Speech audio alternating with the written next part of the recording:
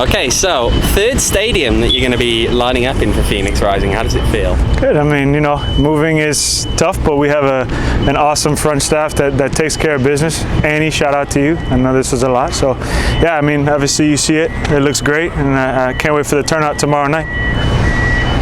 What are your thoughts on that turnout? Hearing that it might be like a full sellout crowd, 10,000 people. Does that make you guys really excited to go out there? Absolutely. I mean, ever since these guys were kids, I'm sure they've been wanting to play in front of the most fans as possible. And, this is going to be an amazing crowd. You've seen it over the years, how loud and proud they are of their team. So, yeah, very exciting. And, we're going to make it rumble here tonight, or tomorrow. So. Does it make it tougher or easier playing San Diego back-to-back? You play every game like it's your last. Doesn't matter who it is in front of you. Obviously, we have a little bit of extra oomph going into this game after what happened last week. We played well, but at the same time, we lost 3-0. So we owe them. It's a rival game. It's been a rival game for years now, and we don't take that lightly. So we're coming, full force to give it back to them in our home stadium. Darnell, what do you tell to the new players about the fans and how it is to play at home? That's our family, just like you would take care of your family at home, we have to take care of them the best way we can with what we do. They work very hard to come out here and support us, and they don't have to, but they do. So, we love them with all our heart, and we're gonna, put our heart on the field for them. That's what I told the guys. Make sure you have heart and desire. You can rely on tactics and things like that, but at the same time, if you don't show the heart in the game, they'll see it. So make sure, you do that. Is the surface any different here than it was last year, Wild Horse Pass? I played on so many surfaces, it's kind of tough to remember, but it's similar. I mean, obviously, out here today, the grass is laid very nice, so yeah, I mean, I would say it's close to the same, if not the same. I'm not a grass expert, so I can't tell you that, sorry. Captaining this team through a big transition over the off-season, what's that been like for you? Good. I mean, I just making sure that I make sure I stay to my morals and make sure I do everything right on my end. So when I come in to the year, I make sure, everybody's doing the right things. I have to create a culture with the amount of guys we brought back this year. We have to show them what we have been over the years and what we want to continue to be, and that's a winning team. Obviously, last year was tough, but we want to get back to our ways, and you've seen it over the years with what this team has been, and we want to get back to that and follow in those footsteps. So, that's what my captain role is, and just make sure all the guys are ready to play on Saturday and Wednesdays and Sundays. Kev is another guy who's won that armband at points in this year. What's it been like to watch him from start to finish since you both have been here, him grow as not only a player but as a leader?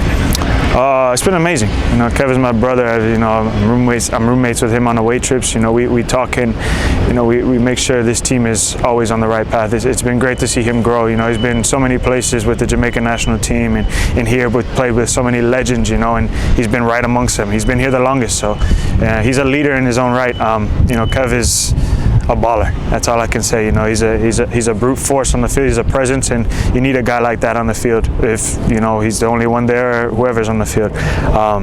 Kev is a man, and can't wait to see him keep growing. Does it motivate you guys to have a full stadium? Oh yeah. For sure, it's always motivational to have a full stadium, and this stadium in general. Like, look at it. I mean, I can't keep saying it enough. Like, you've seen it before, but we just moved somewhere else. We got added bleachers over there, so it's going to be an amazing night. You get chills when you come out here and see the fans and the banditos and everybody screaming loud for you. So, like I said, you just want to get back and just stay motivated by that. You guys have a little bit condensed run of games, 3 games the next 9 days. You kind of have the U.S. Open Cup game next week in the back of your mind, or just full focus on San Diego? One game at a time. Obviously, we're really focused on this one because, like I said, the 3-0 was not what we wanted, so we need to get back to them, and our main focus is them. So, yeah, like I said, one game at a time, and then we move on to the next and make sure we're ready for that one. Is it something that you guys have thought about, especially you as a veteran leader on this team, to start fast tomorrow but not punch yourself out in the early stages of the game, and trying to get guys to play with that intensity early but not run themselves down? Absolutely, yeah. I mean, it's a football game. We've been doing it a long time. You always have to start fast because the other team is going to start fast. That's just how any type of game goes. You come out slow, you can get punched in the mouth, and that's what we don't want. We want to do that to them. So if we both come out fast, it's going to be a battle to who puts it in the back of the net first. Tactically, the game will present itself how it does. But yeah, start fast always, never come out slow. So where do you think you guys did fall short then in that last game against San Diego? Obviously, you saw the possession, and we were dominating. I think it was just a couple of mental mistakes, like a couple of just minor things that we need to fix individually. And yeah, I think we'll be all right. I mean, like I said, also it came down to a little bit of heart. I think there was a couple plays there where that last goal was a 5v2, and that's them beating us to the punch. And I know this team, I know that won't happen again. So.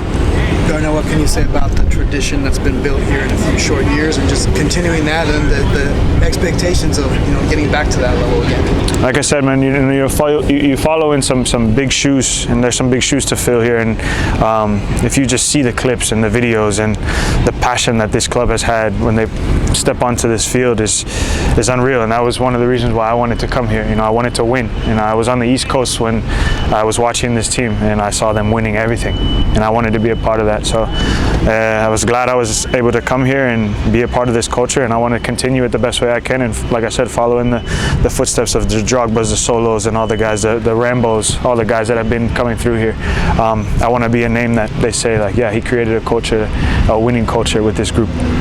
Is the feeling ahead of tomorrow any different? Any different than any other game? Any other game, yeah. Like I said, man, you play every game like it's your last, because the next day is not guaranteed, tomorrow's not guaranteed. Even training, train like it's your last. Every time we can touch a ball is a special moment. So tomorrow is what we live for, what we dream for. You come to practice to get ready for the biggest performance, the game. So yeah, we're just ready for that, and we're gonna just lay it on the line and bring home 3 points for this, get it going. How important will it be for the group to get those 3 points? Very, very, very important. I think it's going to be the start of a good run for us if we come out with those 3 points. But like I said, we got to focus on us and make sure we do the right things. And I think in the end, we'll come out with 3 points. There's going to be over 9,000 people here tomorrow. What would be your last words to them specifically? 9,000 people. We love you, and we'll fight to the death for you. Juan talked recently about having the 4 captains on the squad and how important it is for coaching staff. How does it feel for players having 4 different captains and the bond and being part of the leadership group with that? For me, I always say every player on the field is a captain in themselves. You should have 24, 25 leaders on the field. I think it's good to have a leadership group and guys who have been in big situations, big games, and have been veterans throughout the leagues.